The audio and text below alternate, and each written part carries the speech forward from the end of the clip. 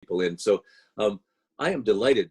I'm Douglas MacLeod. I'm the chair of architecture at the RAIC Center for Architecture at Athabasca University, and I'm absolutely delighted to be here with yet another event in our global studio.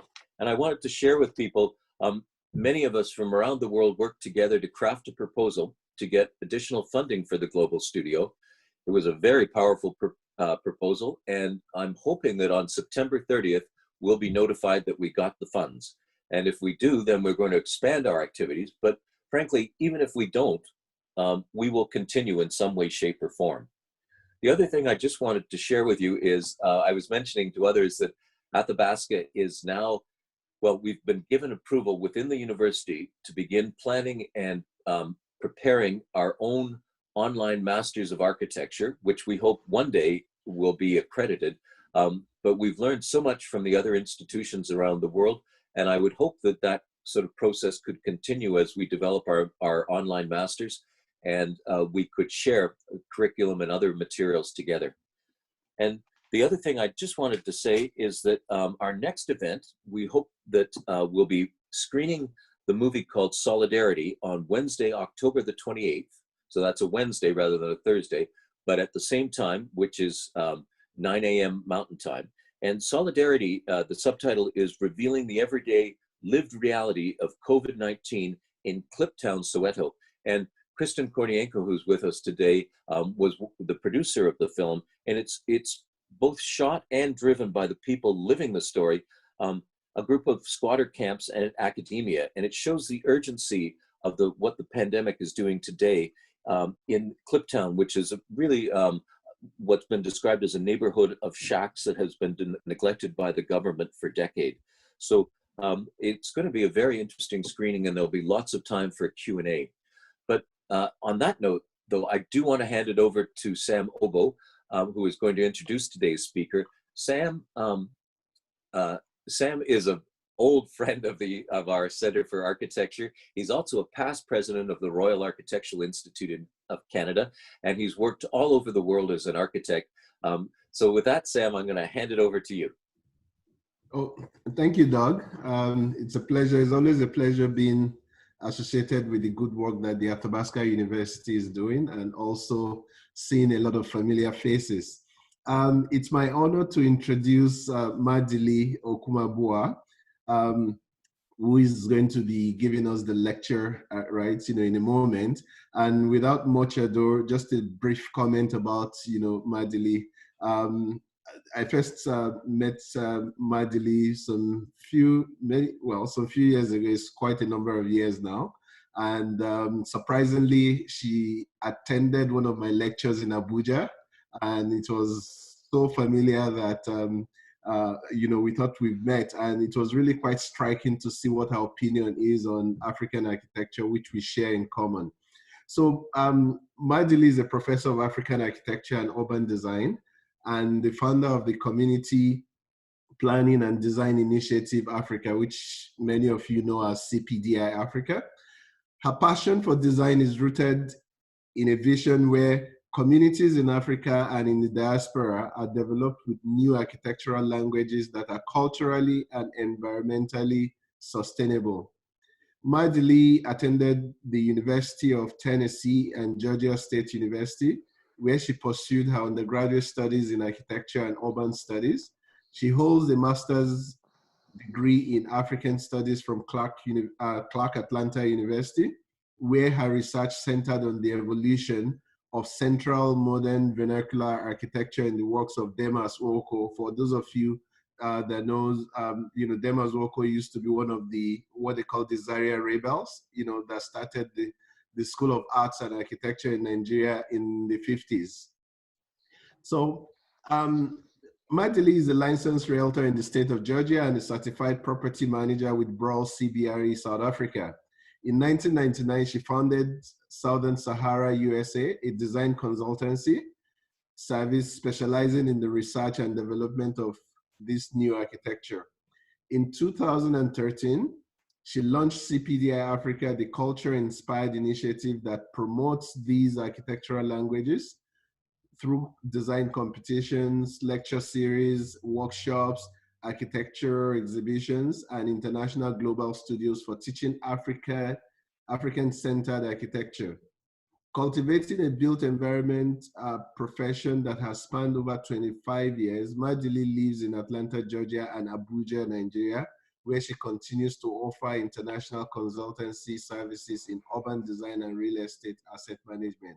So, ladies and gentlemen, presenting Nmadili Okwumabua. Thank you, Sam. Thank you, Architect Sam Owo, for that wonderful introduction. Let me go ahead and share my screen so we can get started. 1 second.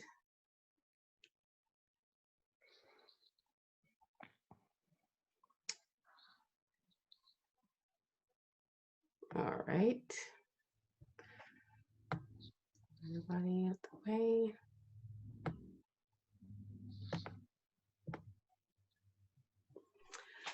Okay, so Sam, thank you once again. It's such a pleasure to be here. Professor Douglas MacLeod and the team from Athabasca University. This is appreciated in such a major way. This is such an incredible opportunity to present on the Global Studio platform today and share this story with our collective audience. I'm truly excited for this opportunity. Thank you. My name is Nmadili Okwumabua.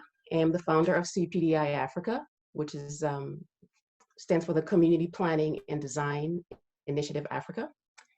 And my lecture today is titled Africa Defines Architecture: The Quest for Defining New African-Inspired Design Languages that are culturally and environmentally sustainable. I'd like to read a page from our website just to set the scene, right, for today's lecture.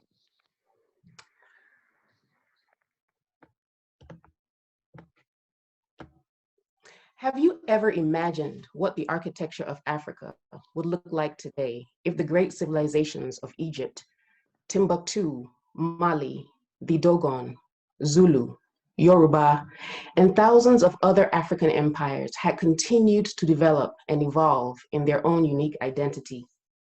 Imagine the transformation of the African landscape into sprawling metropolises filled with architectural masterpieces, celebrating new interpretations of traditional design elements, portrayed with all the comfort of modern technology.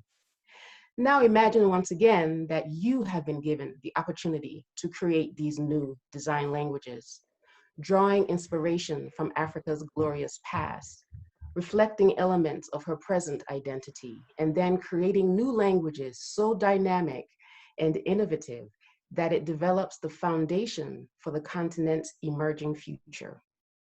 You, the creator and custodian of Africa's newly imagined environment. You, the architect of Africa's future. With that, it sets the idea in motion that a possibility for Africa's current landscape could have been inspired by that. Looking at this image, you see an environment that truly is inspired by those languages that Africa had created. You see the pyramids, you see skyscrapers inspired by Dogon architecture, Zulu shields, you see the Sphinx, that triangle that is so holy and so sacred in African elements, aesthetics, and of course, architecture. Could this have been the image of Africa's built environment today, if indeed she had continued to develop in her own identity? The artist for this image, I am not sure who he is or she is, but I always like to give respect to this creative image. You can't talk about a projected idea for what Africa could look like without speaking about Wakanda. That's the most recent image, at least on the big screen. The entire world got to witness what some of us may imagine Africa would have looked like. You can see these images inspired by traditional design once again. They're skyscrapers, possibly of clay, of adobe. You do see thatch roofs on skyscrapers. That's an interesting image. You see the pyramids in the background. Again, these images pulled from traditional African architecture. Another one that I like to share is by game designer Jerris, who actually lives in Canada, originally from Congo. He created this image for the gaming industry. And so it comes to life with music and moving water. But it's so evocative of the Africa that we would imagine. The spirituality in the masks jumps out at you. The natural colors, the patterns, the motifs. This does portray an Africa that would have evolved had she continued to develop in her own image. But why is it so important to develop an Afrocentric theoretical framework for developing African communities? For that, we need to look at the definition of architecture itself. The art and science of constructing a building, architecture, or an extended version would be the reflection of the culture, lifestyle, aesthetics, local building materials, climate, geography, political and economic purchasing power of a people in a place. All of these elements of culture will be translated into their built environment. That is actually the meaning of architecture. So of course, you can imagine that there will be all types of languages on any continent, in any country. You move around and you will see that their culture reflected in their built environment. There will be lots of design languages. So you have to close your eyes and open your eyes, and you're in a space that's filled with buildings that look like what we see on the top left. Okay, I might be in Japan, I might be somewhere in Asia. Or you open your eyes and you look around, and you're surrounded by buildings that look like the gingerbread buildings of Holland. You must say, okay, maybe I'm in the land of the Dutch. Or the red brick American McMansions, a very familiar sight. I might be in America. Or India, a space where deities are often placed on the facades of buildings in reverence. I might be in India. Or the architecture of opulence, grandeur, of a very successful economy. And of course, pulling on their cultural traditions. Okay, I may be in Dubai. Anywheresville, Chinatown, you land in a space like this, and no one has to tell you. You are familiar with these aesthetics. And it's not just the aesthetics, it's also what goes on behind the walls. How are the spaces utilized? What's the hierarchy? So as we define architecture for Africa, where could we possibly start? Okay, so for Africa, there will be a plethora of design languages. I love to show these maps because they give you such a clear visual of what we're talking about, all right? So the map on the left is Africa today, the 54 countries that were created after the Berlin Conference. These are the 54 national identities that all of us relate to when we think about Africa. But the map on the right shows Africa in fact. The Black lines show the nations and the people of Africa, thousands of them. The red lines that are superimposed show the nations that we know today. If you look at the area where Nigeria is, you see that very dense collection of Black lines. That's because in Nigeria alone, there are over 250 ethnic groups. So when you're talking about an African language for Nigeria, you could be just totally overwhelmed. Okay, well, maybe not all of them are different. Some will be the same based on proximity, but you will create a plethora of design languages because you could go in a mile in any direction and the language will change, the fashion, the spirituality, the food, the architecture, the climate, geography, it'll all change. And so for Africa, for those of us that are courageous, we rise to the challenge of creating new design languages for the continent. What an exciting journey to embark upon. But it just doesn't end in Africa. During the transatlantic trade, Africans were moved around the world, thereby creating new identities. Africans were moved to the Americas, to Europe, to Asia, and they settled and they formed new cultures that were inspired by who they were as Africans. And so you will begin to see new design identities in their built environment. And definitely if they were to consciously attempt to create African-inspired languages, you would see those Africanisms and retentions. But all of this was not on my mind when I started architecture school many, many years ago. I loved architecture, had always loved drawing buildings. Like most of us as a child, you're drawing, okay, wonderful. Got into the School of Design, was just having a great time. I didn't realize that anything was missing. I thought what I was learning was right on point. It was just, it was a great experience. Loved architecture. Until in 1994, I went to a NOMA conference. NOMA stands for the National Organization of Minority Architects here in the US. And so I was a member of the student chapter. So we headed off to Washington, DC. Howard University hosted us. And I met Professor David Hughes. He had just written his book, Afrocentric Architecture, a Design Primer. He had traveled all around Africa, studying the architecture, photographing, and he pulled his publication together and he was presenting it at this conference. And oh my goodness, my mind was blown. Architecture from an African perspective, who does that? This can't be possible. Really, oh my goodness, wow, mind blown, right? The images he was showing, the stories, when I listen to him talk today, is still totally amazing. I was just so inspired to be who I really was.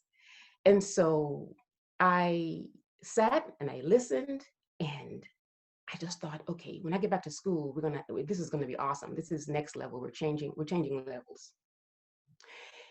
His theory said, a distinctive manifestation of form, imagery, and space in the modern built environment, which derives from the cultural, environmental, and historical origins of the continent of Africa. I was taking that with me and I was heading back to Atlanta. What did I do? I got back, my goodness. I think I'd been in America about 10 years at that time. I'd forgotten I was a Nigerian. I am Nigerian American. So my mom is from Tennessee, my dad's from Nigeria. But after coming to America, I was all American. So I got back to school and I was like, oh my God, I got to pull up my research, my heritage. Oh, that's right, I'm Igbo. I started remembering so many things growing up in Nigeria. What I really remembered was the work of architect, master builder Dimas Wonko, who happens to be a relative. And experiencing his architecture in Nigeria, but not knowing growing up why it was different. Loved it, but I was like, oh my gosh, I have so much to pull on, to reference. And so I came up with this amazing design and I presented it. And during jury, my professor calmly let me know, Nmadili, I'm so sorry. I don't even know how he let me get this far. He probably was telling me the whole time, Nmadili, stop, and I wasn't listening. You can't put Black and Africa and architecture in the same sentence. Africans don't have architecture. What Africa has is mud huts with thatch roofs. If you want to give Africa the pyramids from 10,000 years ago, okay, fine, maybe, but Africa doesn't, Black architects copy other people's culture in architecture. African architects haven't contributed anything to the discourse on contemporary architecture. And I just want to let you know, I was floored. Young and proud and excited about my discovery. I just could not see how I was going to continue in architecture. After all, architecture is a creative art, and we know from the definition, it reflects people's culture and aesthetics and all of that into the built environment. So everybody should be able to have an architectural language and an architectural identity. So I didn't understand how I would go through a program and not be allowed to bring myself, my authentic self, to the classroom to my projects like all my other classmates could do. So that day I packed up my model and my drawings, and I left. I left the School of Design and moved on to finish my degree in urban studies, and eventually got a master's in African studies. I did that because I needed an environment where I could explore what my professor had said to me. Was he wrong or was he right, and why? And I needed an environment where I could say Africa 1,000 times in one sentence and nobody would take offense. Nobody would have a problem. I could spend all my time doing research on what happened to the architecture of Africa. Again, was he right or was he wrong? Why? And so my journey started. Like most people, and like architecture itself, when you start the conversation, you are going to start in Africa, right? So you're going to go through all its monumental architecture from antiquity. You're going to talk about Egypt. Oh my God, mind's still being blown about Egypt. You're going to talk about Ethiopia, the stone-hewn churches. You're going to talk about Great Zimbabwe. I started. Of course, you're going to talk about the nostalgic architecture of traditional Africa, right? So these are the images that typically come to mind when we talk about architecture in Africa. It's the clay, it's the adobe, it's the thatch, right? It's these very, very interesting structures that look simple and easy. They may be, but this is the work of thousands of years of evolution of technique, art, and architecture. Of course, the patterns and motifs from different parts of the continent. I could tell the different signature styles. I learned, I taught myself. I went to libraries where, and bookstores where when you go to the section for architecture and you look for Africa, what you typically, this was 25 years ago, what you would typically see, buildings and books with, people in the villages, half clothed, and of course, all this traditional architecture, nothing contemporary, right? But no problem. I still had a wonderful time teaching myself. Of course, I had to understand colonial architecture in Africa. After all, this is mostly what we see in the urban environment. I'll tell a story here. Part of my research, this is in 2005, I believe, the African Union of Architects was hosting its members in Nigeria, in Abuja. And I was living in the States then. So I headed out, like, Black architects from all around the world. Everybody landed in Nigeria, in Abuja. And we spent our time at the beautiful Hilton there that you see on the top right. A week of great lectures, workshops, presentations. The Egyptians were really representing, of course, Hassan Fati, and they moved on and created all kinds of wonderful designs. So their presentations were great. But we had a great time. And at the end of the conference, we all load up in our tour buses to go and tour Abuja. Abuja is, at that time, Nigeria's brand new capital that moved from Lagos. And as some of you know, it was designed by Kenzo Tange, an American town planning firm. Beautiful city, designed and built for about 3 million people only, but it was nice and fresh then. So we're in the tour buses and we're going around, and the conductor is like, okay, look out to your window to the left. You see our beautiful national mosque designed and built by, and people go on, and then you look to the right, you see our national cathedral designed and built by, and there is the wonderful Sheraton, modern architecture. And he's just talking away, he's just so excited. But it's real quiet. So he looks back at us and we're looking at him, and we look out the window and he's like, well, why aren't y'all taking any pictures? And people were like, well, we can't, because if we took pictures now and send them to our families and friends in America and Europe, they won't think we were in Africa. They would think we're just right next door. Where is the real Africa? Where's the African monumental architecture? And so the tour guide was like totally quiet, because he knew the only place he thought he could take us was probably to the village, but that's not where a busload of trained architects wanted to go, right? He knew what they were asking. I hope he knew what we were asking, but that was a very interesting situation. And so this is a short story of the importance and what registered to me when I was doing my research on what is African architecture, on my quest to defining African architecture. The second dichotomy was the fact that, or is the fact that Africa, there are two worlds. I identified there are two worlds. There's urban and then there's the rural, both as contemporary as you can imagine.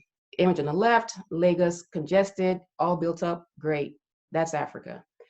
Image on the right is also Africa. As Africa today. There are people living just like that, probably for the past couple of thousand years. They are as contemporary as the people on the left, right? They are designing and building these communities now. You can go into some of these communities and you see they've got, you know, TVs, cable, they're on their phones, contemporary. But these are two realities. So when we're talking about architecture for Africa and what the role of the architect be, who are your clients? Is it the guys on the left or is it the guys on the right? What are their needs? How are they really living, right? How can you contribute to their best experience? Both of these images represented architecture. This phase of my research was critical because at this point, I was trying to understand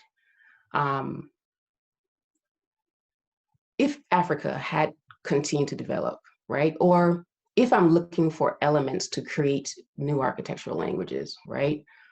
Where would I start from? Do I necessarily want to go back all the way back to Egypt? Yes, good starting point. But what was the height of African civilizations, right? So before the conquering and slave trade and colonization and all of that, how far had Africans actually gotten with the evolution of their architecture, their urban planning, all of that? So I can see, okay, this is them in their true identity. Of course, cultures share all the time. So it's not that architecture would be authentically African. They were travelers. So people came to Africa and Africans traveled out. So there will always be a fusion there. But looking at the height of African civilization, what are some of those elements that I could take and say, okay, from here, I will build upon, I will bring these to the table today, build upon, and of course, use for the future development of Africa. Africans practice oral tradition.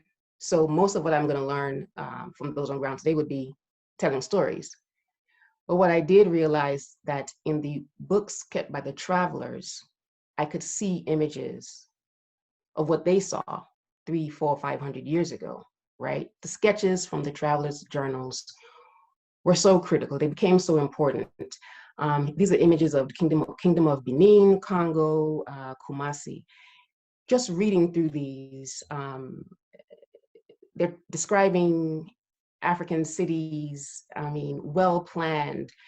Streets were like well-planned, laid out boulevards, columns capped with copper, street lights, making Holland look like a ghetto. And then they start talking about burning them down and looting and setting them on fire, the destruction, right, of those nations and civilizations at that point. I gathered a lot of research from this era. And then the final was the era of independence, right? So 1950s and 60s, all over the world, African nations and people were gaining freedom in the West, the civil rights era.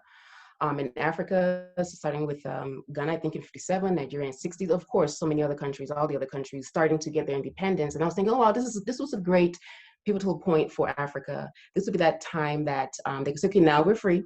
We're now able to think in our own identity again. Let's kind of pick back up from where we left off and then see how to move forward in a way that really works for us. And so here you have the independence era. And this is also when the universities are being built. Problem was, the curricula in the schools were all Eurocentric. So of course, for architecture, and this is for architecture, this medicine, politics, everything. Now you have the opportunity for Africans to start picking back up, but now we're thinking in a Eurocentric mindset, right? So for architecture, now we're building Europe in Africa. And it wasn't just the schools in Africa, it's schools everywhere. We're talking about architecture curricula, what are we learning? It's basically Eurocentric. So I understood where my professor might have had a point, right? If students of design are not learning the architecture of their people, of their culture, of their environment, of their place, their own aesthetics, their own affordability. What can you afford, right? You have to build for the economic base of your people.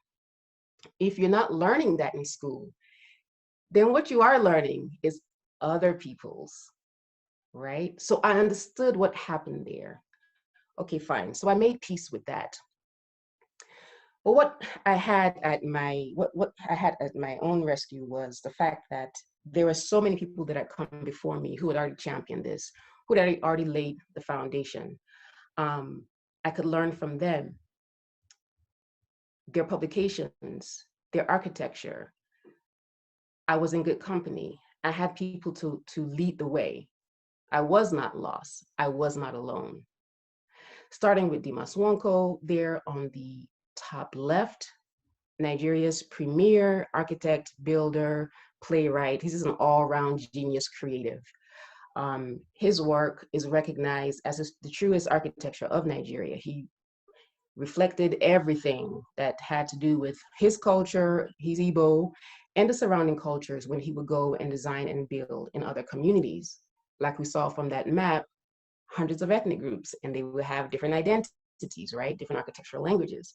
So Dimas had mastered this. Of course, again, Professor David Hughes, just his lectures, his research, his architecture, I had guidance.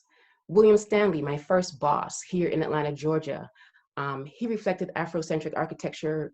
He and David are friends. His construction in Atlanta reference Ethiopia, reference Egypt.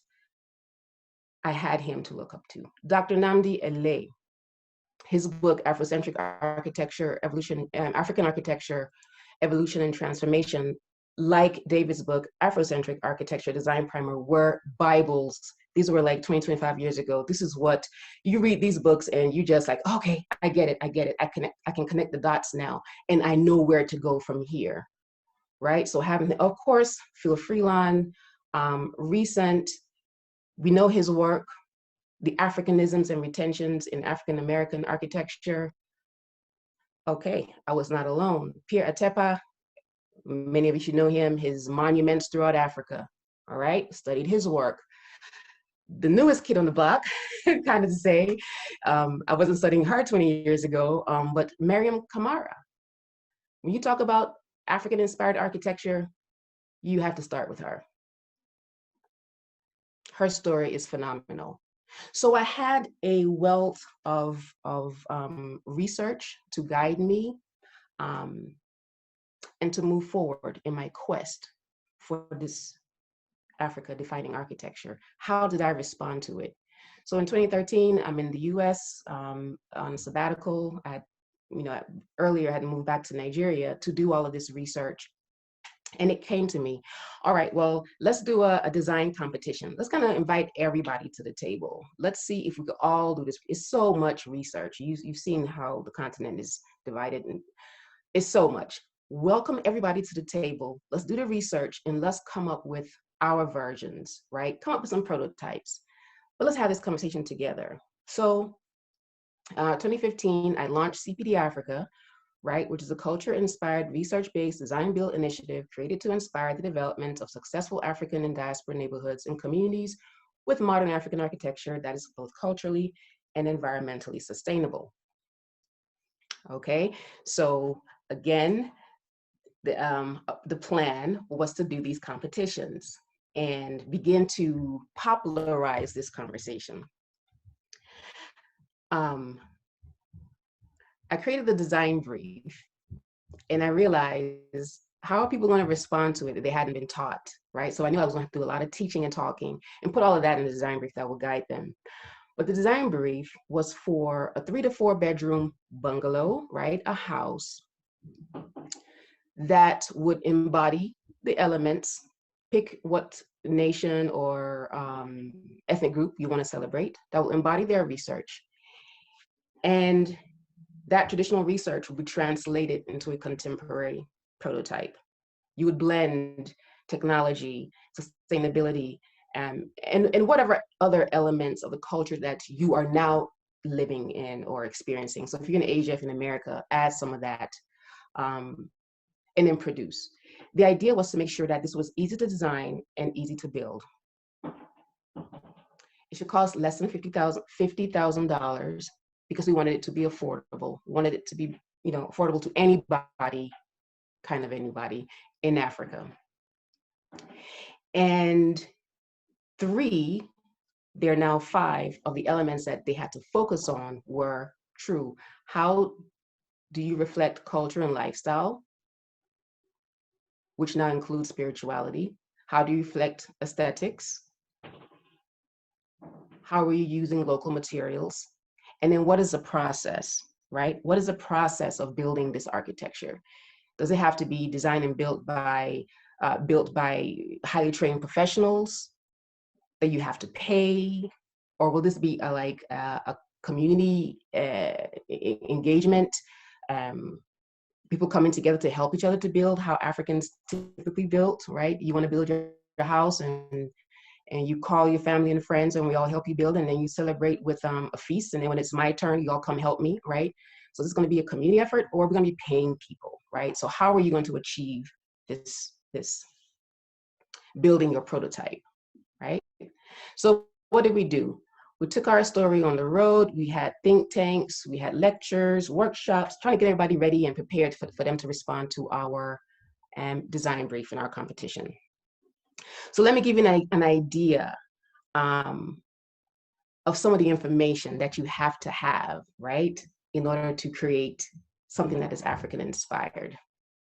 Simple, again, it's people's culture and their aesthetics and their lifestyle and materials and geography, all of those things reflected into the built environment. And so when you do that for people in a place, you will create something that is unique for them. So the first thing we talked about trying to teach was aesthetics.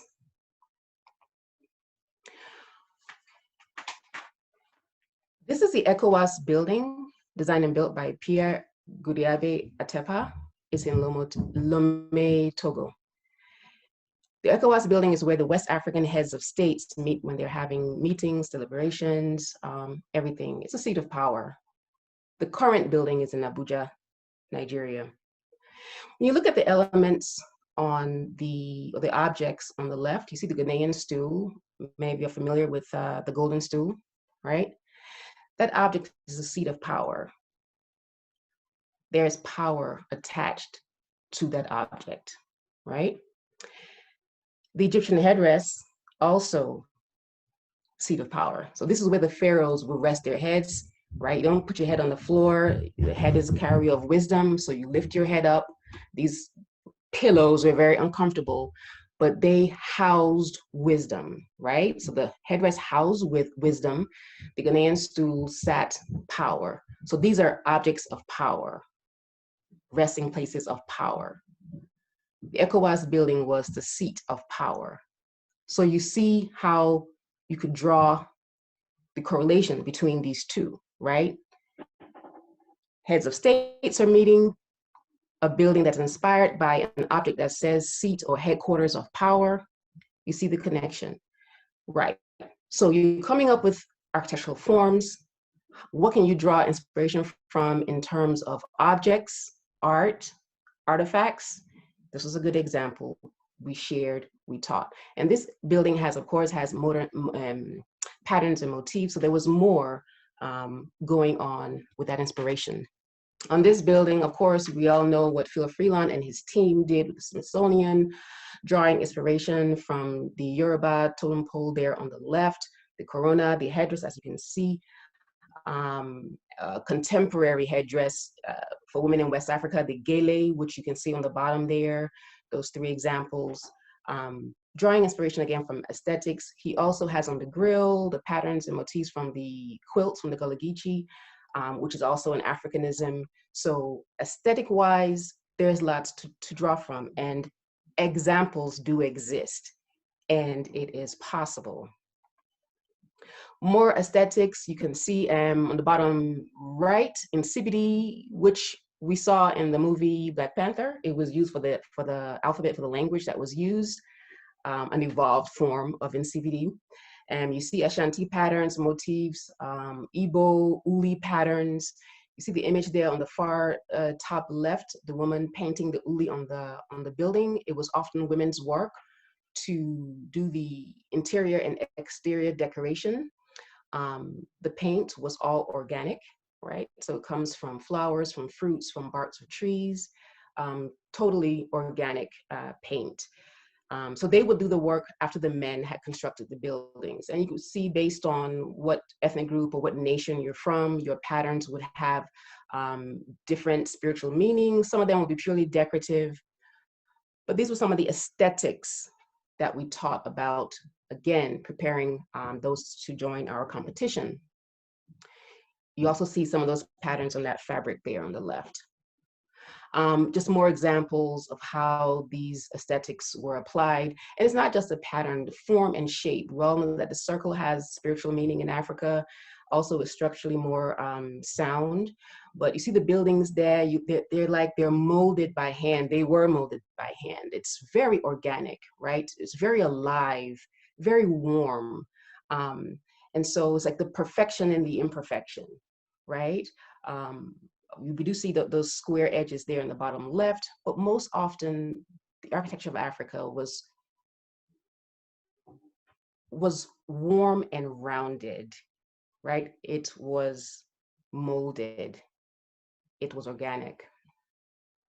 We pulled together these collages. We call them country collages. There's one on the left from Kenya, one from South Africa. We pulled jewelry, fabric, sculpture, art, of course, architecture, patterns. We pulled together a collection of these so that the architects could see, again, visuals. When somebody sees your building, will they be able to identify with it just based on what they're seeing, right? Visuals just has, anybody can look at a group of people and tell just by how they look where they may come from, right? Aesthetics is important. So architecturally, we would do the same thing. I should be able to drive through a neighborhood and identify, like we showed the Chinatown example. Okay, I keep seeing this Adinkra symbol. It's abstracted. Okay, this one is the original version. I'm seeing it in the shape of the building or the door, the window treatment, sculpture out front. Something is pulling me to Ghana. I keep seeing this symbol, this aesthetic, this form, right? How many years does it take for us to agree at the end of the day that this aesthetic represents us in the built environment? Okay, so this was the value of this part. We also did some sample prototypes to inspire, to show that this is what we're talking about.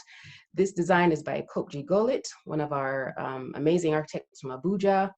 He drew inspiration from the traditional building on the top left there. We pulled collages of people in their traditional wear. And we just worked through different prototypes. And like I said, this pattern, if you were from this particular ethnic group, when you see this, do you recognize that, oh, this must be a home of somebody from my ethnic group, right? That's my culture. Or, oh, I'm proud of my culture. I want to represent that. So this is how I could display it. We did evolutions. Top left, traditional Igbo architecture. You see the then, before then, and now.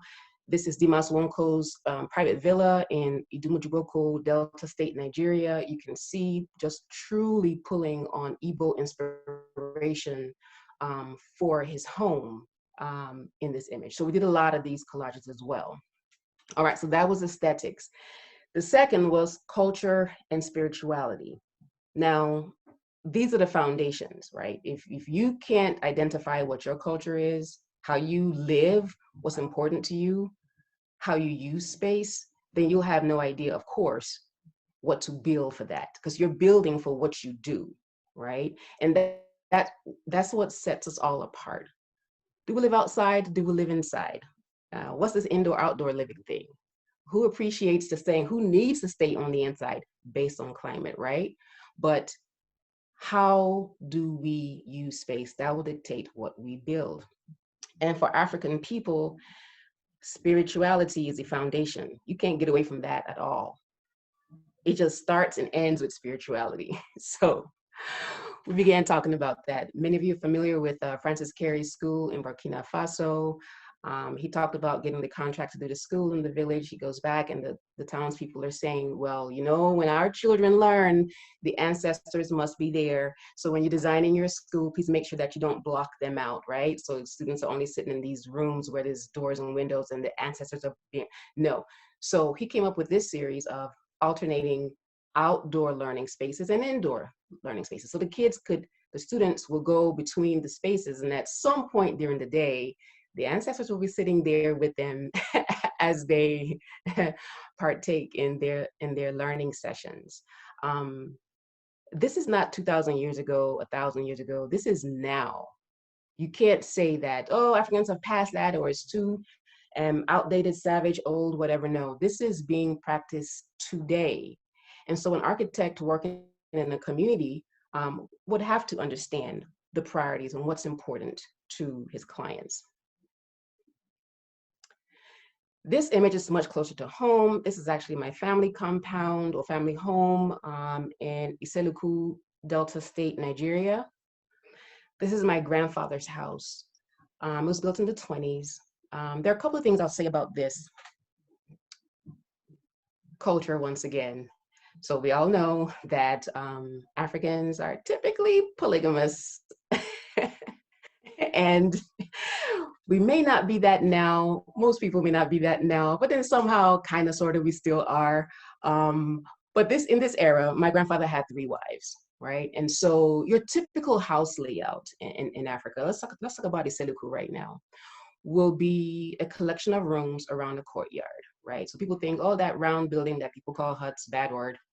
That round oval is the house. No, that's a room, right? So you have all of these rooms around the courtyard.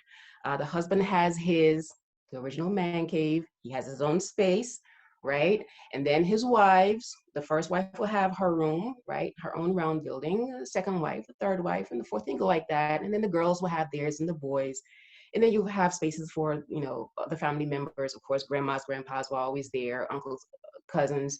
Of course, there'll be spaces for the animals and all that. And they were all around the courtyard. And the courtyard was the living room, right? You only go into your room to sleep. Most Africa, life happens outside. That whole indoor-outdoor relationship was crucial. So this is 1920s. My grandfather is educated and he's building his new house and he decides he's gonna do something modern. So this building is clay, but he puts everybody under one roof. So you go into my grandfather's house and you will see his bedroom. You will see my grandmother's bedrooms, right? So my grandmother had hers, her co-wife had hers, right? The office, living room. The living room was in the center. It was like the courtyard space, but of course it's covered now. And that's where, in the living room, is where, how many of them? Like more than 18 children. They all slept on the floor in the living room. So that's one way how culture is reflected, right? So modern day polygamy is practiced a little different. You might not have all your wives in one house. You might have one wife on that part of town and the other wife, right? Okay, so polygamy is culture. And so you reflect that in the built environment. Just look at African architecture, you see it everywhere. So that was the first thing I like to say about this. The second thing is actually the most important. So in this home, my grandfather is buried. He's buried in the living room. It is tradition, it is typical, it is current day practice for the head of the household to be buried in his home. I was a teenager when my grandfather passed. We were having the 2-week-long ceremony. And when it came time to bury him, we all had to move out the house. And then these people who it's their job to come in and bust up the living room floor came in and did just that. And then they laid my granddad to rest. A couple of days later, the house had gone through its spiritual reckoning and we all moved back in.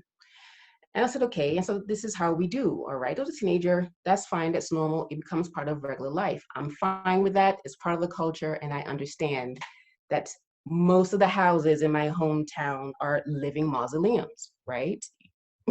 people, everybody's buried in their house, right? So a father belongs to his first son, a mother belongs to her second son, right? So when the mother passes, the second son will build her a home where she'll be buried, typically right behind the family home. Or she could build it for herself if she's gonna have a second son, or different things could happen. But this is tradition. And so a lot of times people who are coming in to come and develop, you know, in Africa, Nigeria, Iseleku, talking about, oh, it's gonna be so hard to develop here because you can't move houses because the whole town is one big cemetery. Well, that's just part of life. And so if you're an architect and you're gonna get a contract to build something for a client in Iseleku, it is important that you know this, right? And so you will be mindful of reflecting that in your design. So I would say, how do you translate this traditional element or practice into contemporary?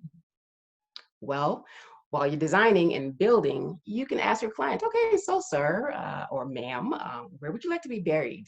Is it in the living room or is it in your bedroom? And then you can go ahead and pre-design that burial chamber. You close it over with the trap door, put your tile, put your carpet, and then when that fateful day comes, right, you just pull everything back, you know, move the tile out the way, and then you bury, right? As opposed to all the financial damage that typically happens when you start busting up the floor. This is an example, right? And I say this because, again, this is not 2,000 years ago, 1,000 years ago, 100 years ago. This is right now. When my father became an ancestor 4 years ago, we went through the same process of having to destroy the living room floor. And of course, I let my family members know that any house going forward that we do, we're not doing this. We're doing this the contemporary modern way. We're going to pre-design. This is no need wasting money, right? Pulling up the floor.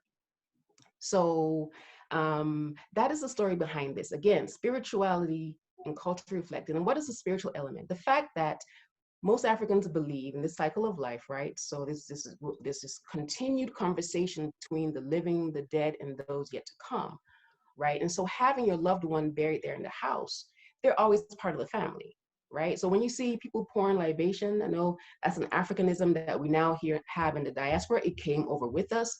But when you see somebody pouring libation in Africa, they really mean they're pouring that, they're offering water or food to the ancestor that's actually buried there.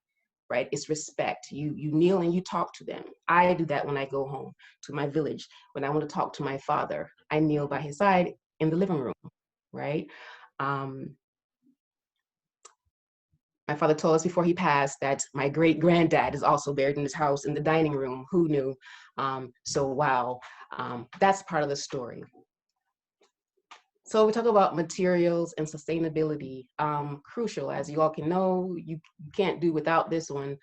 It was so interesting during the COVID pandemic thing with borders shut down, people who were relying on materials coming from outside, their construction industry got halted, right? If you can't get material, why are you using materials that are coming from elsewhere to build your own communities, right? Interesting question. So let's talk about materials and the work of Dimas Wonko. These are only a couple of images. You gotta visit his buildings to get the full picture and understanding of what that genius does with architecture. But what I'll talk about here is his use of materials that he harvests from site, right? So he's building something, he's digging up his clay or his laterite, he's digging that up from site and he's making his bricks. We know that Africa is hot. We understand the colonial legacy and Africans not being allowed to use clay to build in the cities that were being developed during that era. The requirement that you build with cement that at that time was being imported. We all know Africa is hot. Our ancestors knew that if you build with clay, adobe, mud, laterite, any of those, that you keep the heat out. When you have a clay building, the inside of that building is quite cool, right? So building with cement and those corrugated iron roofs like we see all around Africa, you're literally building an oven and you're cooking yourself in there, right? So forget about the fact whether you have power or you're having to run your air conditions with diesel. Everybody has a private generator. You can imagine the cost and expense. Oh, what could your comfort level be like if you had a clay building that actually kept your house cool, right? So he knew all this, and his story is amazing. I mean, he went to School of Architecture, you know, in the 50s, and got there. And at that time, like I said, universities were being set up by the former colonial nations. And he gets to school, and the young British architects were teaching British architecture. And he was thinking, well, what does this have to do with, this is not how these square boxes that they're designing and teaching us, that's not how we live. That's not going to work here. I mean, so he quit design school and he went and he finished in art. But because he's a natural architect, his buildings just speak volumes. He knew from working in Uboko, working with his dad, who was the king, helping to build architecture in his community, that you build out of clay. And the arrangements are, like I said, you have your courtyards and these rooms are around them. The closed living room is a Western concept. The living room is an open space for most parts of Africa. So anyway, he builds with clay. This is his Kenzua Cultural Center in Benin City. You have got to experience this building. The right is his family residence. He has a courtyard, his own version of a courtyard. It's got an impluvium. That spout there is open to the sky. When it rains, it's beautiful. That plant there is living forever because it's being nurtured. All right. He's a master of ventilation. He keeps his house. So even though his buildings are all clay, he does utilize the courtyard concept all over his buildings. There are courtyards everywhere. And so you see that air can flow in and up and out. It's such a pleasant experience. So these are just two, talking about materials and also, once again, culture. This image, love it because when you talk about traditional African architecture, everybody says, oh my goodness, it's so primitive. It's mud. Oh, who wants that? It's savage. It's backwards. You look at the images on the left. Oh my God, I don't want that. But you look at the image on the right. This one was done by Roman Gorshkov, one of our 2015 competition applicants. That building is rammed earth.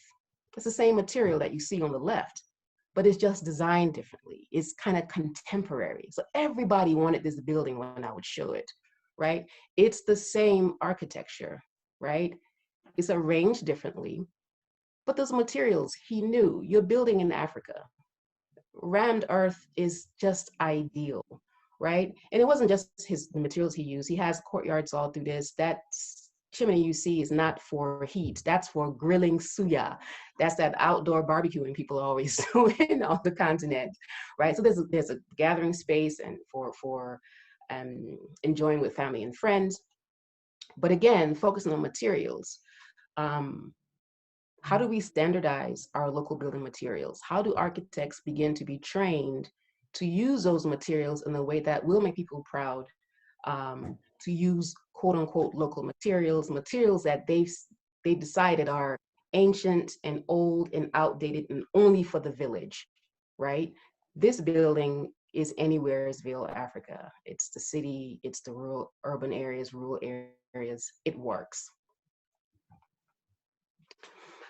Just another example of traditional architecture. So you're talking about rural architecture. People could say, how can we move from what we see on the left to where we are on the right? It's a gradual process. I could do another story about when they were designing and building Abuja. They were leaving Lagos and coming to Abuja because Lagos was now congested. So they moved to the middle of the country. They moved all the villagers or indigenous people away. Kento Tange and his team designed a wonderful Abuja, and it was again for the wealthy. But they did allow some of the indigenous people to come back, and they built them these 2-bedroom bungalows made out of cement with these corrugated iron roofs. They built them ovens. So the people moved in, and within a couple of weeks, they realized they couldn't survive here. They moved out. They moved to the backyard and they rebuilt their traditional buildings. And then they realized, we're just gonna move further out. And they sold their houses to civil servants. how do you take architecture a couple of levels up as you're having people progress, right? So some of the images on the right could work. It's architecture, it's the same materials, designed a little differently. You can still place them around the courtyard. But I have this in here just for us to think through as designers, how do we provide architecture for everyone? All right, so enough of the teaching. We launched our competition. We had great responses from all over the world. These are some of our winners from 2015 and 2017. We have another one coming up in 2021. Top first place winners were Aisha Aminu from Nigeria and Nmadili Hong from Vietnam. We'll talk about the architecture. Like I said, designs came in from all around the world. Thank goodness for the invention of the internet, because I don't know how we would have reached everybody. But people responded. They were really excited to join. And people wanted their names, of course, also to go down in history as, and oh yeah, we helped define and create modern African architecture. This came in from Nmadili Hong, as I said, the first place winner from 2015, drew inspiration from Mali. She did not go to Mali to do her research. She read books, taught herself.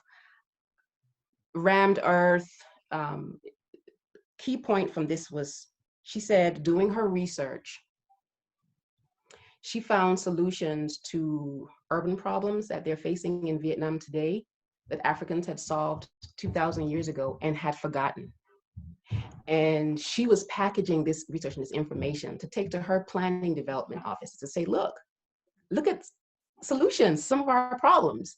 You know, there's a wealth of information. I mean, Africans have been around since day one. So of course they've solved a lot of the issues that we face.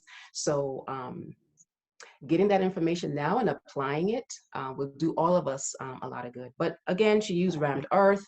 She had plants in her courtyard that purified the air.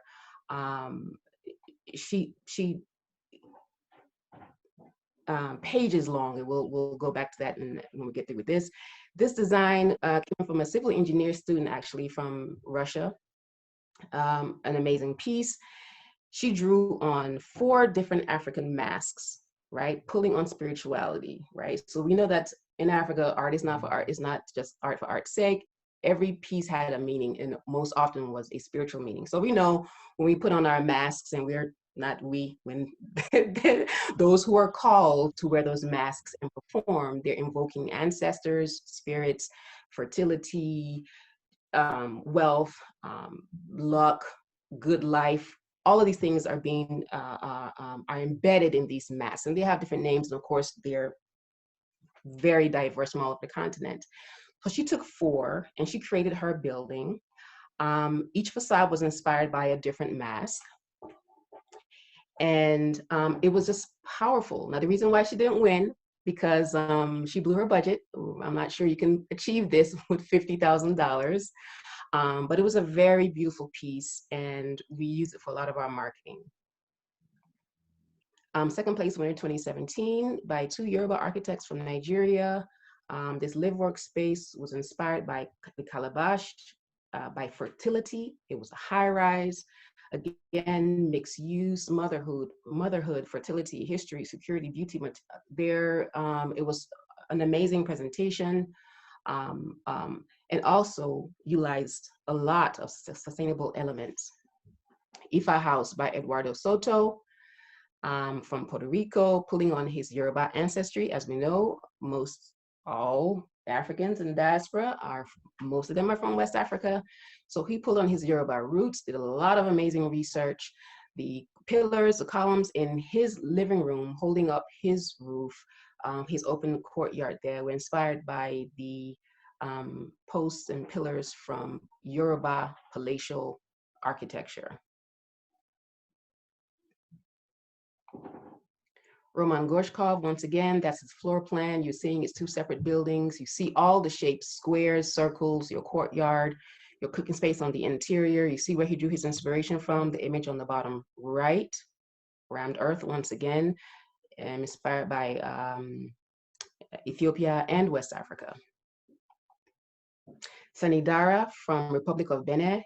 He was the one that used the most popular forms that we're used to, the round shapes surrounding a courtyard. He uses burnt brick, celebrated family, another close-up. Zainab from Nigeria, most women loved her design. The spatial arrangement was very comfortable, inspired by Northern Africa and Northern Nigerian architecture. She used clay brick, she used cement, she used bamboo, wrought iron for the decor there in the front. You see it's a flat roof, so it's adapted to its location. So this northern part of Nigeria, Hausa architecture, the climate, you know, you don't need a steep roof if it's not raining, right? So she truly reflected material, culture, and location. This one, a favorite by all artists. When I saw this, I was like, I thought I asked them to send me something modern and contemporary. What is this? I'm so happy I kept it, because this one got us a trip to Germany. Went there for a week to teach German developers what to build when coming to develop in Africa. That was an amazing experience. This image, we had it on show at an exhibition in Abuja, and so these German developers were there, and they came to our booth and they were like, what is that? So it can be built. It's been developed for thousands of years. You can look at the image on the bottom right. There are architects and master builders, local ones, that still have this information and this knowledge. They will be happy to speak with students of architecture or trained licensed architects if they said, okay, we want to come and learn and see how to do this and take this to the next level, right? But this design was submitted by 3 design students from EIABC in Ethiopia. Again, it's the favorite by all artists. When they see this, they love it. This was submitted by Professor Akande, an art historian professor from the University of Lagos, the Irele. He pulled on traditional Yoruba and Ashanti pattern. Solar energy, he used clay, he used logs. Of course, our pattern is there. We see our 2 deities sitting there at the front door waiting to welcome us as we go into the house. Another amazing one, inspired by Northern Nigeria. You look at this, they spoke of architecture that responds to the sandstorms, right? So a beautiful piece. I love that. It's called the Desert Wave. You see that front facade, the wave. Lovely, lovely floor plan, and you can see what inspired them. Again, they're using clay. Beautiful piece from 2015. And then what did we do? We packaged, those are just a few of the images, and we'll talk about some more of them later.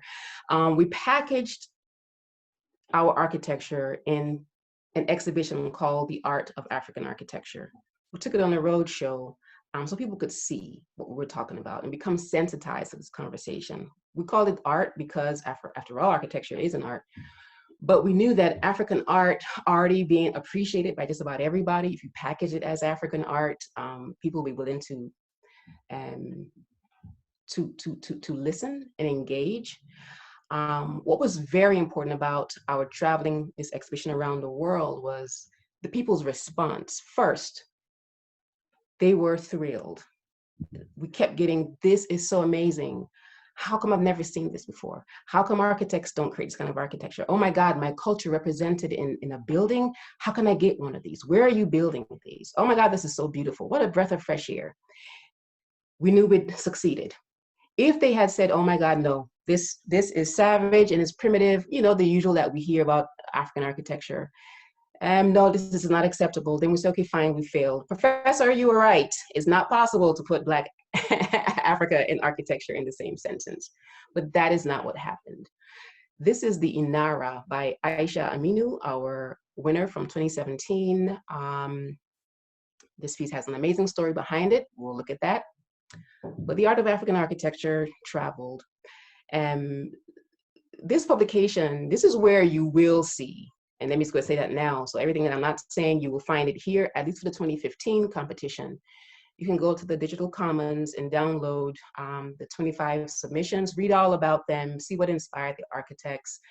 We are looking to publish 2017 soon. And of course, like I said, we're having another one coming up in 2021. If you want to hear the architects in their own words, go to our Facebook page. You will hear from Eduardo Soto for the Ifa House. You will hear Aisha Aminu in her own voice for the Inara House, and several of other of the videos. Watch what inspired them. It just expands the story. We continue to do lectures to carry this message around. Now, the best way to do this is on virtual global studios. But we do the workshops and the lectures, we do tours, again, to popularize the conversation until the universities and, even high schools, but until the academy is ready to really, really incorporate this research and incubate it on their platforms, the conversation may have to live outside of academia, but only for a short while, because we do see the changes that are coming.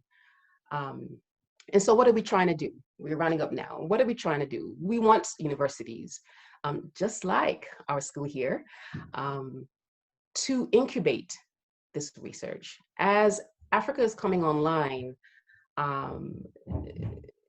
they say is the last frontier. It needs to be developed. It'll be great to develop Africa in her own identity, of course, modern, contemporary, make it sustainable,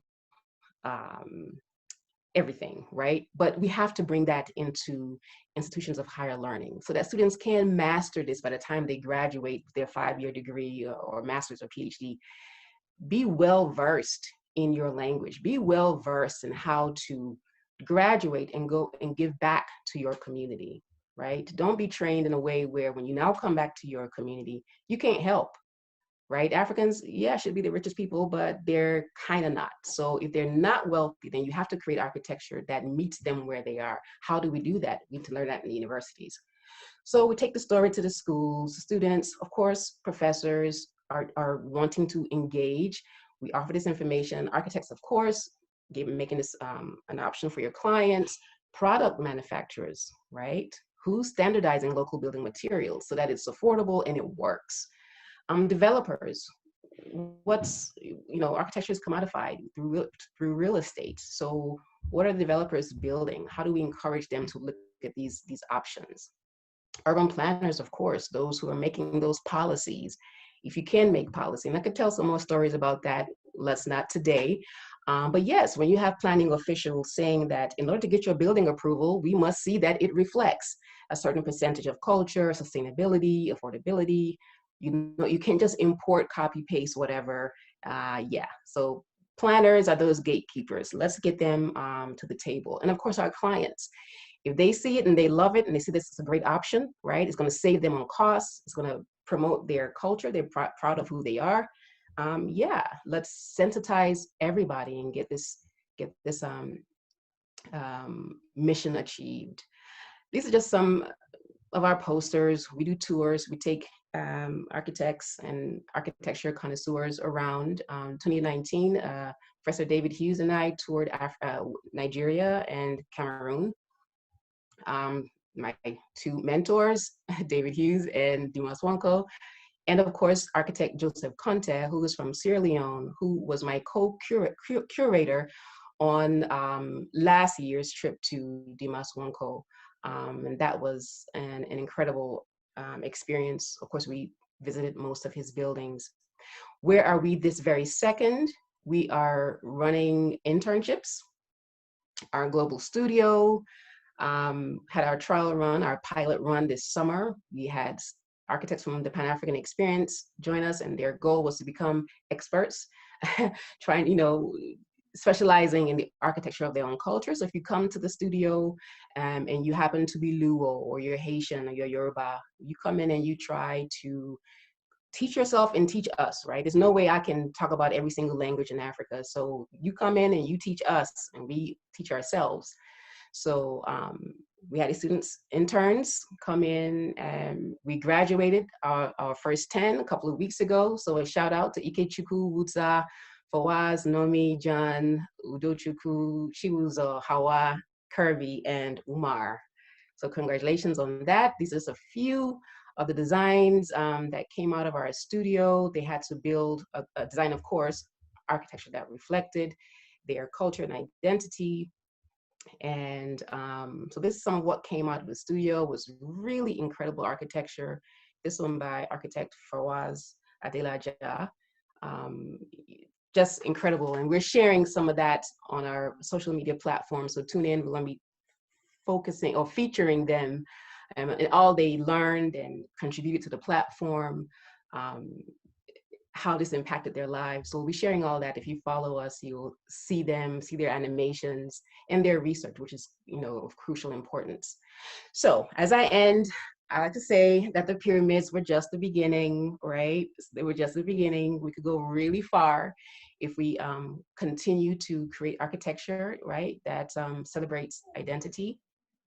And for Africa, for it to continue to grow and develop in its own image. Architects and planners, this is a great job, great opportunity for us. This studio is opening that door, hearing global voices, and welcoming everybody to the table to achieve our collective goal. Everybody gets to benefit from what Africa has to contribute to the discourse of contemporary architecture. Africa, after all, was 1,000% sustainable and green and eco-friendly. So how do we bring that thousands of years of architectural science to the table today? So welcome everyone to the conversation. If you check out our website, you can go there and engage, register to engage with us in different ways, competitions, publications, our trips to Africa, our courses, and yeah, thank you very much. I have truly enjoyed sharing with you today.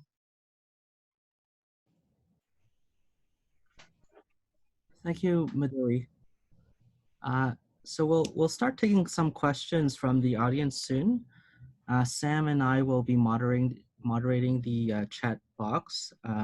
So if you do have any questions to ask Nmadili, we have about 10 minutes to bombard her with a few difficult questions.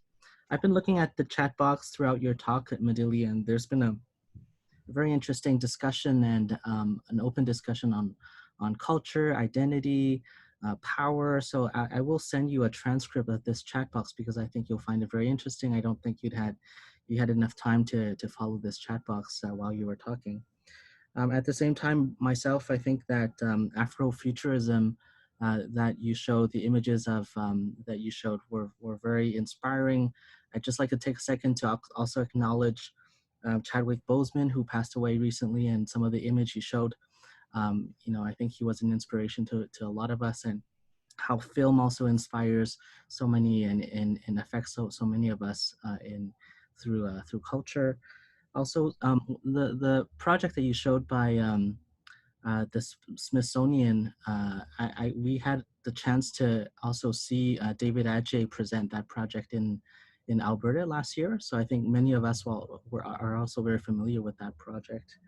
And I think if we could also be involved with your competitions and tours in the future with our students, I think we'd love to continue talking with you. So Sam, thank you. Open up the question box and see what we have there.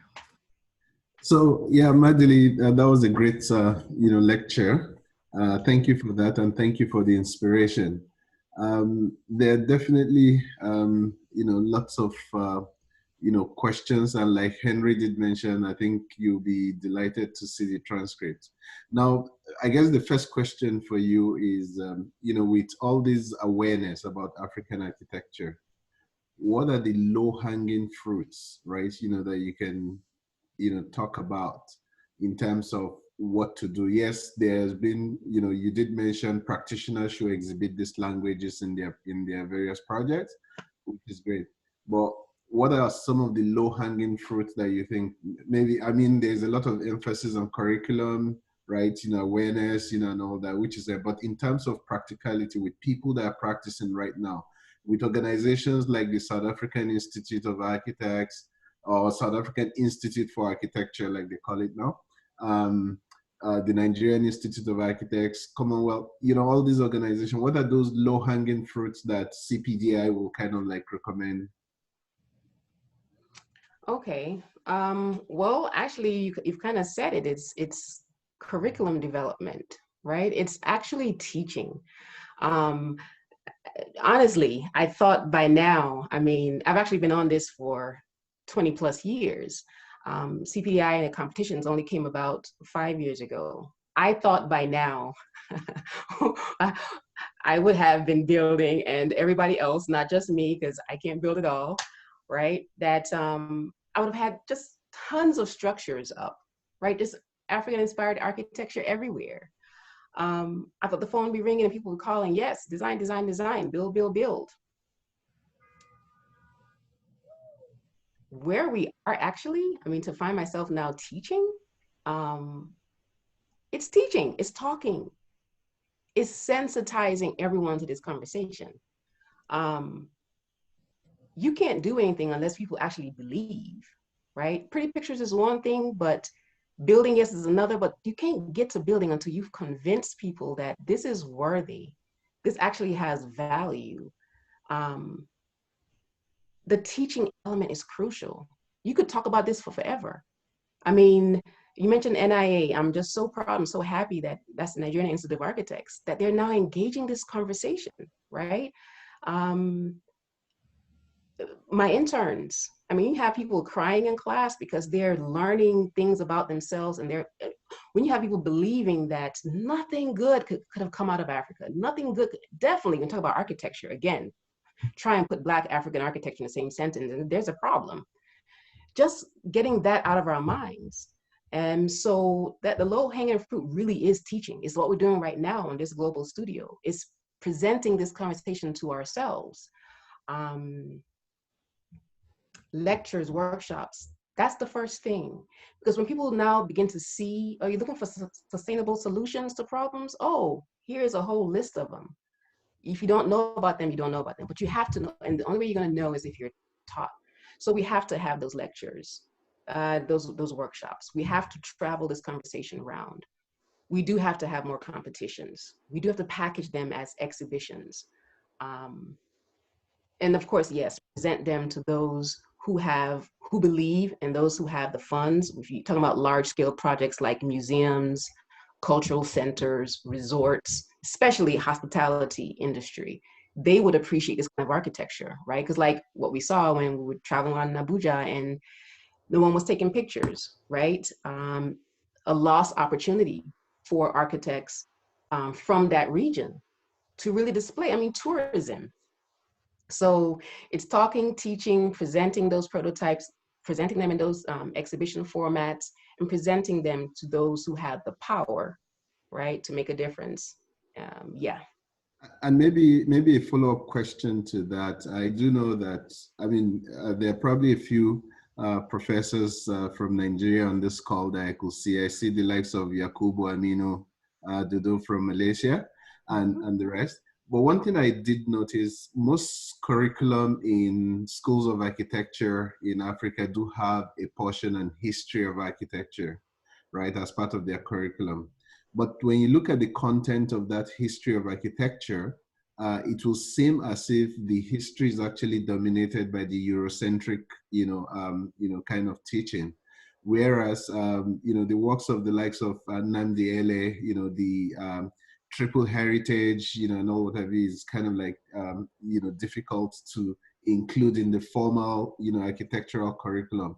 Is there any effort whatsoever? I do know that there's various association of, teachers. Is there any effort, so far that you're aware of? Maybe, Yakubu can kind of chime in to bring and sensitize the students about, the history, right? The awareness before we move on, at least starting from that curriculum, that simple curriculum. Okay, Architect Dodo, are you unmuted? Yeah, thank you very much, Professor Nmadili and Professor Obo. Actually, currently, we've been working tremendously with Professor Nmadili and the Association of Educators, Researchers in Nigeria. We're trying to revamp the curriculum in such a way that CPDI can come in.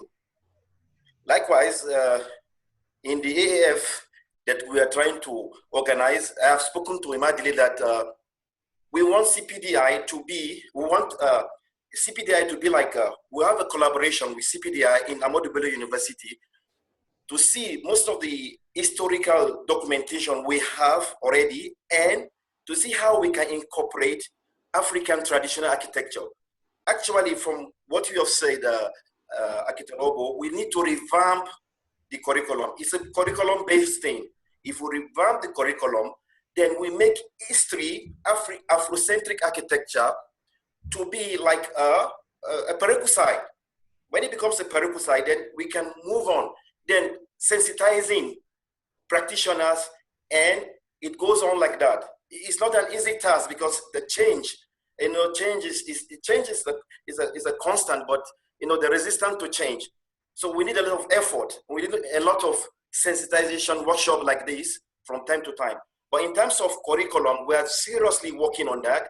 And I believe the archists have a series of workshop, and Nmadili, she's coming on board soon in the second segment of our webinar. And soon we will roll out programs that we see CPDI Africa with Nmadili University and other schools of architecture in Nigeria playing the front row to see how we can bring African architecture to limelight.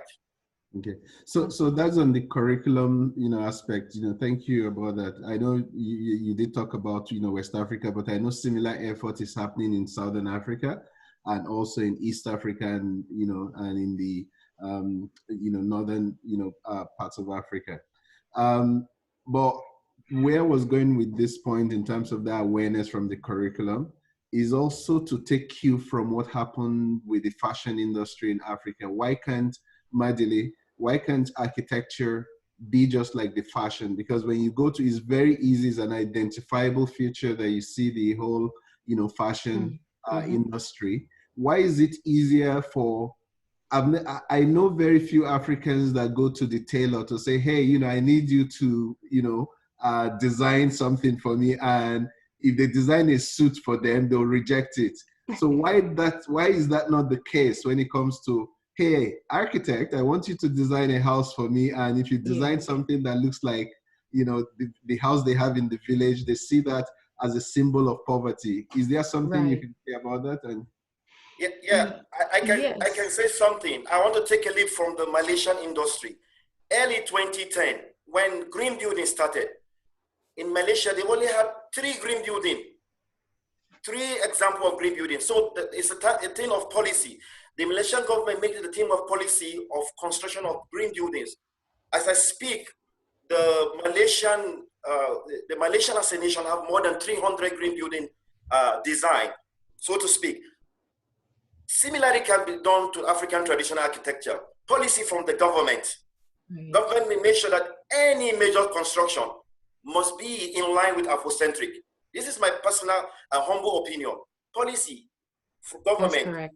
Yeah, so we need 3 things: awareness, technology, and policy. But policy comes at the top. So if the government say any building more than 50 million from the government should be totally Afrocentric. Right. That's like I said, influencing the policymakers, urban planners. They're the gatekeepers. Once you say that it's mandatory, right? I could give a story about Ethiopia, why I had so many Ethiopian architects on the 2015 competition, that their government was saying that they did want to preserve their culture. So if you were going to get a building approval, your building permits, they had to see that you had preserved some of that cultural identity there. So a very good one, Architect Dodo. And to add to your answer there, Sam, what I realized is, yes, everybody else gets to feature their identity in their creative arts. You said fashion, of course, music, movies, now all that. For the architects, it's so much harder. I wish that architecture just, was affordable, like having a tailor to do a suit for you. You have to have money, right? And so, yes, people are building. So if you are going to build, yes, why don't you ask your architect to do a contemporary version of something that's traditional? Yes, but they will only know that if they've seen some examples.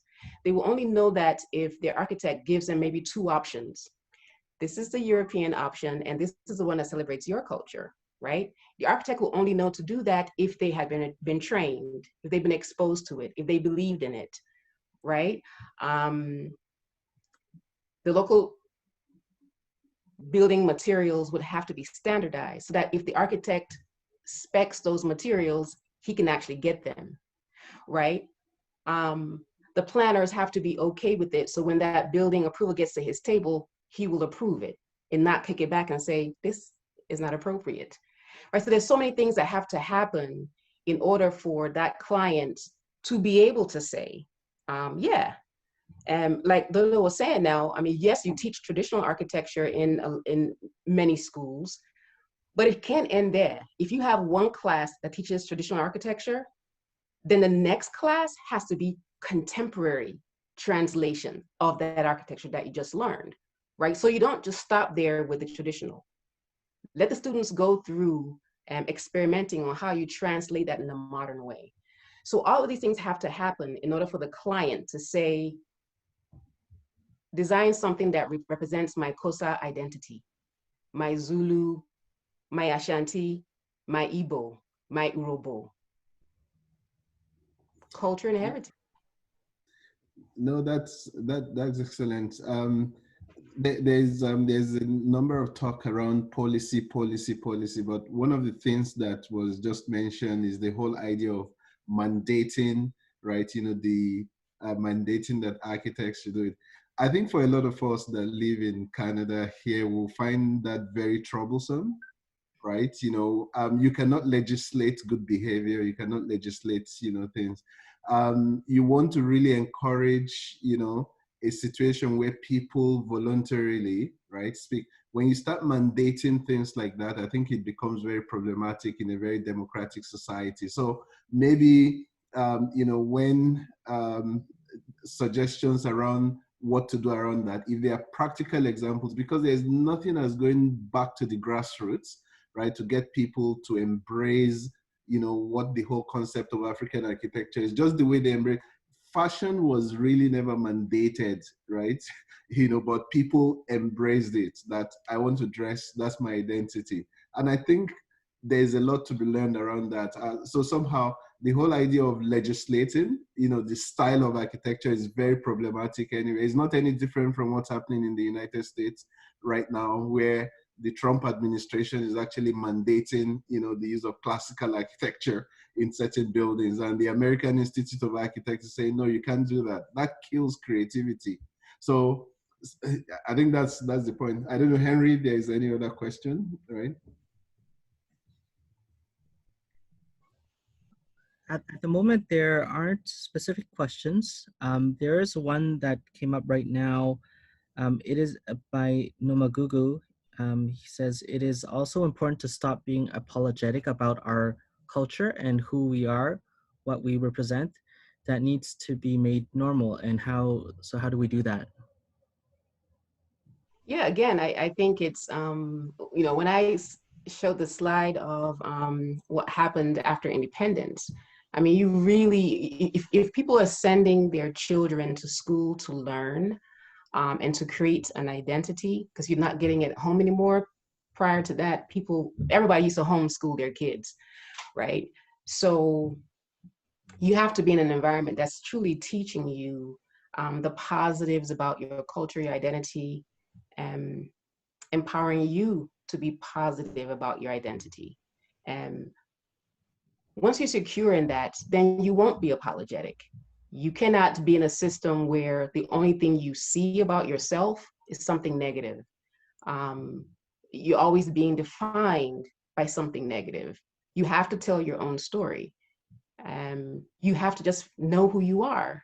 And so it starts from there. What are we teaching our children in school? What's being discussed at the dinner table? Is it always somebody else's story? Or is there a positive story about you and so once you have that, you know, things will begin to change. You have to focus on the teaching of your own community to your children, to your students. And so you end up not having to mandate. If all of a sudden planners and government, you know, they're seeing that, oh my God, every other plan that comes in is talking about this. Oh, every plan that's coming in is reflecting some kind of culture and identity, using sustainable materials, right? Still modern, contemporary, but oh, this is what the people want. Just like, you know, Sam said, nobody has to mandate fashion or mandate juju music or robot dog from Jamaica, uh, hip hop from the diaspora. Nobody has to mandate that. If it's coming from the people, um, it'll be, it will get built. But again, it starts with the training. If we are not exposed to that in school and at our dinner tables, we won't know how to create these new architectural languages for our clients. Yeah. And I think another way of putting it, Nmadili, is what you're trying to say also is like the African adage, until the lions start writing their own story, the account you always hear is the account of, you know, the hunter, right? You know, that's, yeah. So it's really very important, you know, that there's that awareness. But in addition, right, to that awareness that we talked about, the practicality, you know, of it is very important. Your presentation talked about the Adobe bricks, you know, the rammed wall. I think that there is really a lot of research that has gone on. I remember while at the Ahmadu Bello University, some 20-something, 25 years ago, you know, 30 years ago, the McGill University in Montreal actually had, there was a project that they were doing with the Ahmadu Bello University on rammed earth, and then there was this Professor Schwarzweger, right, you know, was actually in charge of that, where they did series of research on building the traditional home. And the McGill University was really into it, and there's a lot of publication on that. And somehow I believe that we're kind of like, repeat, some of these things ends up in the shelf, right? You know, without them, you know, being practicalized. So I'm thinking, you know, if there's a way of actually bringing, you know, some of these work, you know, out, you know, as someone did mention, pilot projects, you know, and all that. I think there are actually a lot of pilot projects, but there are really no publications to really publicize some of this, you know, work, whether it's in Abuja, is in Lagos, or in fact, throughout South Africa, for instance, you know, the traditional architecture, whether it's the Cape Dutch, right, you know, architecture, or the traditional Zulu architecture, there are many of them. But I think in terms of, you know, publication and inculcating that into the school curriculum is where there seems to be a lot of gap, because a lot of practitioners are really doing that we're not hearing about. So I will probably want to suggest that that's one area to, you know, to focus on, to bring this research, right, into the mainstream. Yes, yes, and that is part of the plan. Doing all of the research and publishing it. Our CPI interns, we're working with many amazing scholars, starting now, pulling this information together and putting it out there. You know, one thing we always hear: how can you teach African architecture in the schools? There's no evidence of it. What books will we use? First of all, there are some books, but yes, but so much more has to be written so that professors would have texts to refer their students to. And then, of course, the last thing, building some of these prototypes. We want to start getting some prototypes built. Hopefully next year, we're doing some crowdfunding. Let's start doing them one at a time, showing those examples and really publicizing them so people can see, come, touch, feel, experience, see what it costs. Again, you know, when we said the design brief was all about starting out with a house, that was so that we could perfect the language at that small scale. And then once we've done that, then we can scale up to, you know, malls, skyscrapers, museums, or whatever. But let's perfect the language first with that commodity that everybody has to have, and that's a house. You know, if everybody started with just designing and building their own personal home, you've got, you know, tons to reference. But yes, referencing and publications, that's where we are. Nmadili, I'm just cognizant of time. We're about 10 minutes past 90 minutes right now. Did you want to take just one last question before we end the session? Oh yeah, one last is fine. Yes.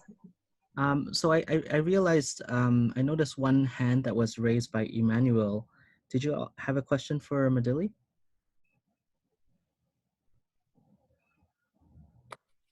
Oh, I think you're muted.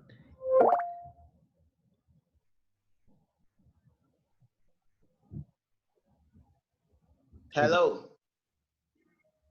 Yes. Yes. Hi. Hello. Can you hear me? Yes. Yes. Can you hear me? Yes. Yes. Thank you, Nmadili, the cultural architect, for such a wonderful presentation. Well, my own contribution to it is that a whole appreciation of design of buildings needs to be understood. That is that the design of buildings itself is not well understood in many parts of Africa. Are you hearing me? Yes. Okay. So what I think is that first, we need to bring the appreciation of design of buildings to be well known to the public. And that we can do by professional associations, trying to make sure that government, opens up the vista of design when it comes to public projects. I'm sure that many people have ideas. All the people that contributed to your program, I'm sure that if they had opportunities to contribute to public projects, the same ideas they will want to put in. And then both the policy experts and the people will become aware that there's a need to be Afrocentric, in our approach. Many public projects go on in Africa, and they are not done by even local professionals or architects. In fact, nobody, for example, in Nigeria, many public projects go on without even the professionals on ground being aware that these projects are taking place. I think professional associations like the NIA, like ARCON, like the South African Institute of Architects, need to tell politicians that when there are public projects, there's a need to embrace all kinds of ideas. And you never know, many of these Afrocentric ideas may actually come into play in many of these projects. And if one or two gets implemented, then Afrocentrism might just become something that's taken more seriously. I understand the fact that you're starting from the unit, the house, that is most critical to people, but we should take it further. And then practitioners themselves need to demonstrate in their own projects these Afrocentric ideas. Our people, they're persuaded by what they see much more than what they read about. Even in curriculums, when we train students in traditional architecture, find out that they go out there and nobody is interested in whatever they want to say about traditional designs and sustainable designs. The value system of the public itself needs to be approached or changed through demonstration projects, one, like you suggested, two, public demonstration in public projects. Those are so important to this idea. Yes. That's my contribution. Well done for the great work you're doing. Yeah. Thank you, Emmanuel. And thank you for your comments. Very on point.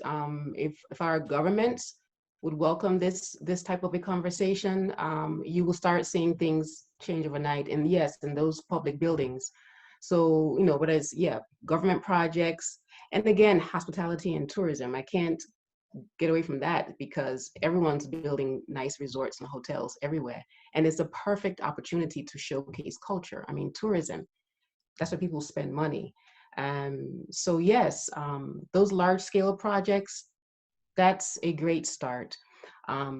we began with the house only just, like I said, to perfect the language. That was in 2015. Our 2017 focused on monumental architecture, and our next competition for next year definitely will be focusing again on monumental architecture, because it's just a great opportunity to capture this ideology or these philosophies of design. So thank you very much, Emmanuel, for your comment. Thank you very much, Nmadili. So I'll stop. I'll close the question and answer period now, and I'll ask you if you have any final comments or information that you want to give everyone before we leave. Okay, just thrilled for the turnout today. I've been reading the chat. Everybody kind of enjoyed the presentation, lots of takeaways. So I really appreciate continued dialogue with everyone. Of course, University, Athabasca, Canada, let's do many great things together. I know we are planning for that. So yes, everyone kind of reach out, cpdiafrica.org. Check out what we've done thus far. We're working on our new platform. Our global studio for African-centered architecture will be launching in January. So people will be able to sign on and take courses. Hey, what do you want to learn about African architecture? Come on, we've got experts. Some of them are on this screen right now who will be teaching some of our classes. So come learn all about Igbo architecture, like I said, Ashanti, you know, Kosa. Just come and join us, and let's work together. So again, Professor Douglas MacLeod and his amazing team, thank you so very much. Sam, thank you. Well, thank you, Nmadili, and thank you, Sam, for a wonderful talk. It's much appreciated, and we all look forward to working with you in the future. Thank you. All right. Thank you very much. This is an interesting one, and we hope to meet you soon again. So we will gain a lot from you. Thank you. All right. Thank you, everyone. Thanks, everybody. All right. I don't know. Thank you. Email me at any time. Bye-bye. Bye-bye. Bye-bye.